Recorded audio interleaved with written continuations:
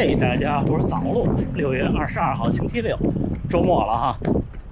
我现在这么拿着这个相机，我都担心我的手会入画，而且最近你们发现拍到我的画面老是歪的，因为确实这一代它必须横过来才能拍，特别不好握持。上周和银色苍蝇的小伙伴们沟通了1个小时，关于我对 Go 系列未来的一些想象和期待。当然，为什么还用它呢？因为确实是业内已经是做的最好的了，拇指相机没有之一了已经，而且比三那一代的画质提升是确实肉眼可见的。现在能发 4K 的平台，我都发 4K 的了。现在我还在测试它的风噪表现，为什么呢？因为我发现好像它收音是变清晰了，但是风的声音也变清晰了。我设置的是抗风噪的模式。今天有个好消息啊，又有目标比赛了。因为北海道这个100公里不算目标比赛，因为这是个挑战赛。目标比赛就是我有明确的成绩预期，或者是比赛预期。今年10月20号又是东京半马，中文翻译叫东京传奇半马。一会儿咱们再聊这个，这么举着特别费劲，加油干，加油干！小伙伴们看，我又来填格子了，填路不叫填格子。这块我只晨训跑步跑进来过一次，刚到大阪的第1天的时候，之后跑步就不往这里进了。看，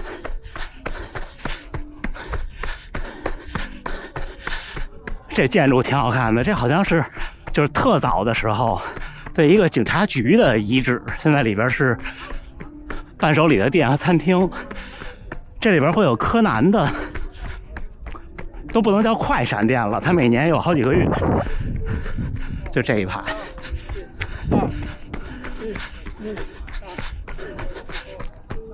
这就是大阪城天守阁。我没进去过，这排队排得特厉害，9点开门。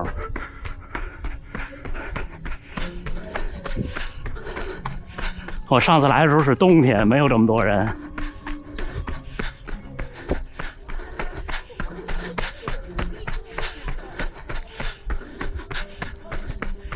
有点意思啊，看。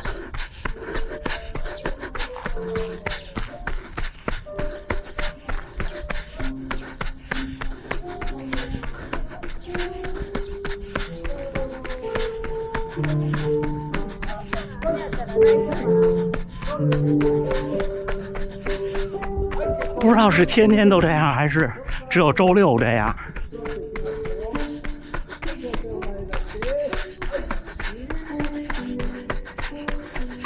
因为我看这规模不像是天天都能这样，不知道他们有多少套广播体操。但是我看，就我们集合点那儿，老爷爷老奶奶们做的操，都好像都是一样的。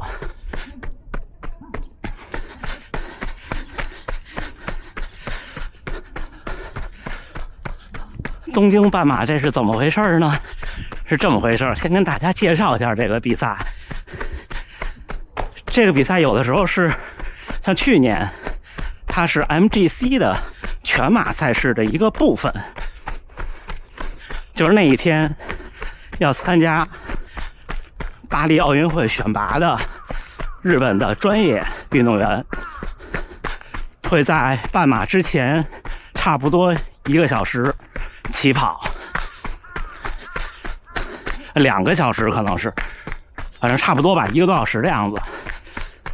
然后跑全马，起终点在一起。然后来角逐奥运名额。然后半马呢是差不多同样的线路，少一些路而已，就是这样，起终点也是在一起。而且这个比赛特别有意思，这个比赛是少见的不在 RunNet 上报名的比赛，同时呢，这个比赛也是非常罕见的有奖牌的半马比赛，这个大家就觉得特别的意外，对吧？因为在国内，你恨不得社区有个3公里的比赛，或者弄个线上比赛都有奖牌。不光是在国内，在西方国家也是，基本上是个比赛就有奖牌。但是这边连大阪的半程马拉松都没有奖牌，我原来不知道。我第一次反应过来是大阪跑完，我都特别高兴嘛 ，PB 了嘛，对吧？这出来高兴了一圈，跟跑团小伙伴们都洗完温泉、吃完饭了，然后喝了好几杯。然后9都过了，我问家属，我说奖牌呢？就没人给我这个，我以为我给忘了呢。后来我仔细回忆，好像没有这环节。然后我就翻大家的 Instagram， 也没有晒奖牌的。我说哦，对，没有奖牌。还有一次就是那个长居的半马，那次拿了第3名啊，站台那次也没有奖牌。但是那次因为站台，而且有奖品，奖品是一盒咖喱，就那种速食的，还有创业100周年的那种，特别逗，特激动，也没想这事儿。然后那天是完全没想，后来也没想起来。后来我才发现哦，没有。然后再后来有小伙伴在评论区评论。说那个评论我的东京半马，说这个可能是日本唯一有奖牌的半马。我反应过来了，我说虽然我没有怎么参加过，我也没调查过，就我没有调查过，但是我愿意相信他说的话。他们这儿半马结束，像大阪那个就是一条那种大的长的那种浴巾，印着 finisher。没有其他的，所以东京这个是有奖牌的。去年跑完我还嫌人奖牌小。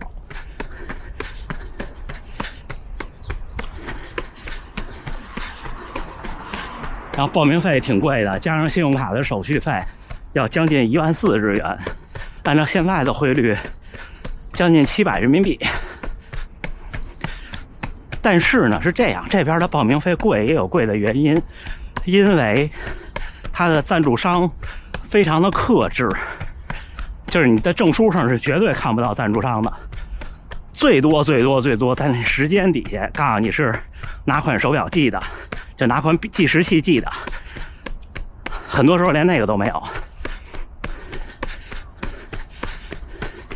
而且这边人工成本比国内贵得多，他这一件事儿调动的人都是要给钱的，你志愿者也是有成本的。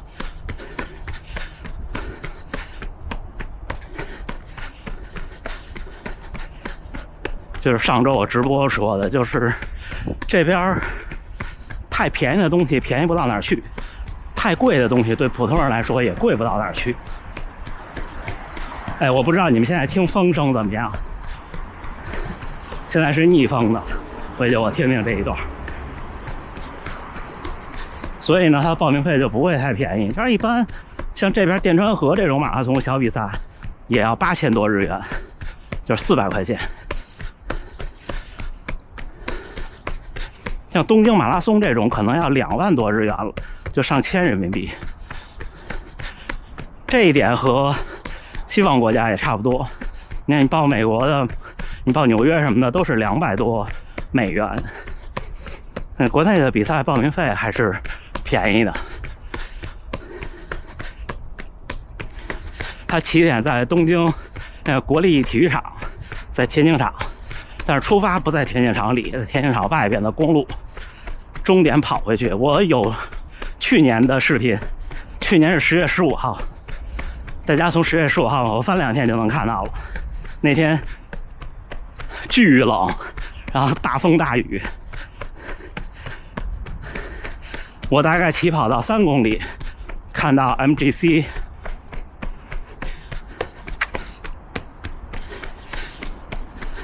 他们的专业运动员跑回全马，就是他们还有3公里冲刺结束。那场印象特别深刻。但是今年是奥运年了，已经就是比赛是奥运会已经结束了。今年的半马路线应该是不变的。这条路线怎么说呢？挺有意思的，但是呢，不太容易创造好成绩。它的起伏特别大，它一开始的5公里是大下坡，和东京马拉松差不多的路线。也就是说呢，它最后的5公里是大上坡，然后中间呢有180度的折返，就导致它没有大阪马拉松那么的好跑。大阪马拉松只有一个180度折返的问题，没有起伏的问题。东京半马到最后的冲刺就咬紧牙关往坡上冲吧，那坡还挺陡的呢。因为去年我拍相机没电，所以那个坡冲的时候我没拍，所以我觉得看看夏训的效果，如果夏训的效果好，就去跑成绩；如果夏训完了以后觉得不是太有动力，那这次就像那次东京马拉松一样，给大家拍摄。那次东京马拉松就是轻松愉快，那天跑了2小时47，但是我觉得那天我的状态应该是2小时43，所以就轻松愉快。半马也是。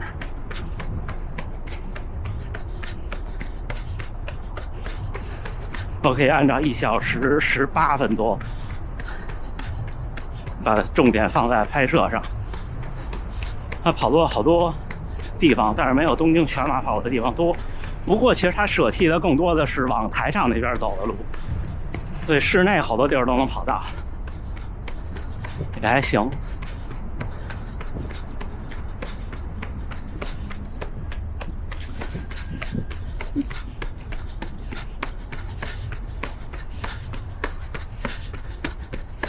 这就是昨天把钱给交了，回头把新干线给订了，应该是周6去直接领东西，周日比赛，然后去东京周边的城市，我好多地儿都还没去过呢。然后下一场目标赛事就是看能不能抽中神户了，27号出结果，就是过2天。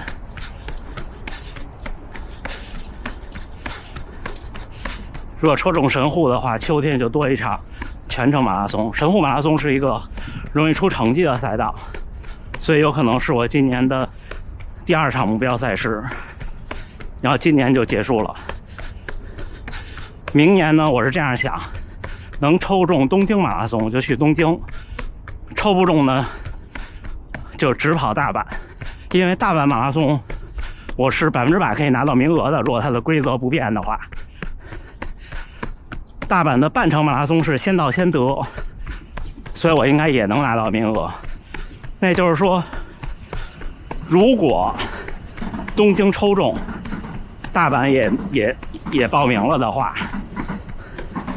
那明年就是一个背靠背，就人生第1次背靠背的全马，因为2个就是前后1周。大河原先生跑过背靠背，就我东京马拉松拍摄那一届，他就是跑了东京又跑了大阪。那年他应该是59岁，所以我肯定也行，就不要当目标赛事去冲了就行了。如果只中1场，那就还是当目标赛事冲1次。昨天小伙伴还问我说，东京马拉松是不是也搞定了？搞不定啊，没有人赞助我，都靠自己抽签，自己交报名费，自己交差旅费。那新干线也不便宜呢，住宿也不便宜，在东京住一晚肯定是要上千的。新干线我俩来回加起来可能也得小2000。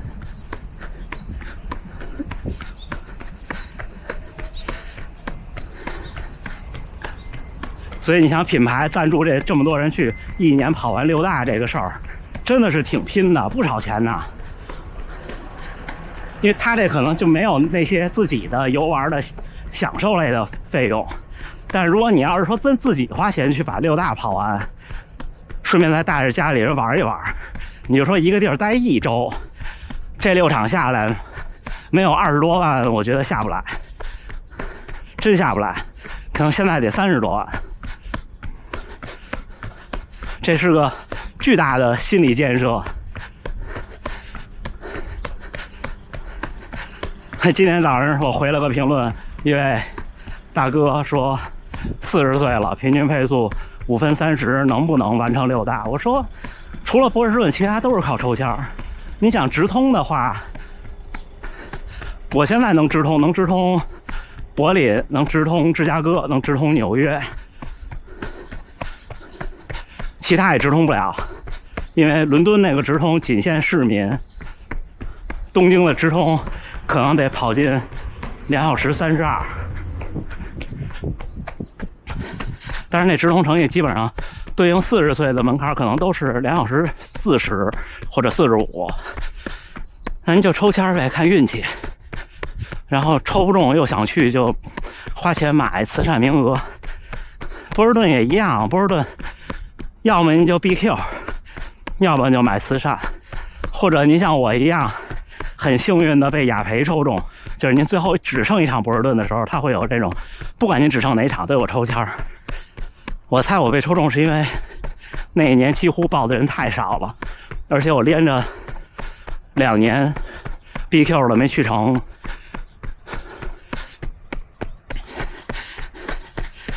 说白了就是能跑下来，然后经济条件又能接受，又有时间，就都可以去。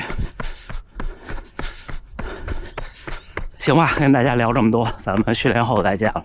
我接着填我的路。6月22号星期六清晨7点19训练结束。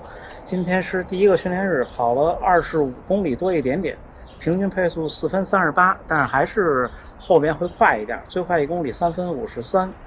这次并不是渐加速，大概从10公里之后稍微提了一点，然后之后一直匀速在跑430、420几，把前面的那个5分左右的配速拉回来。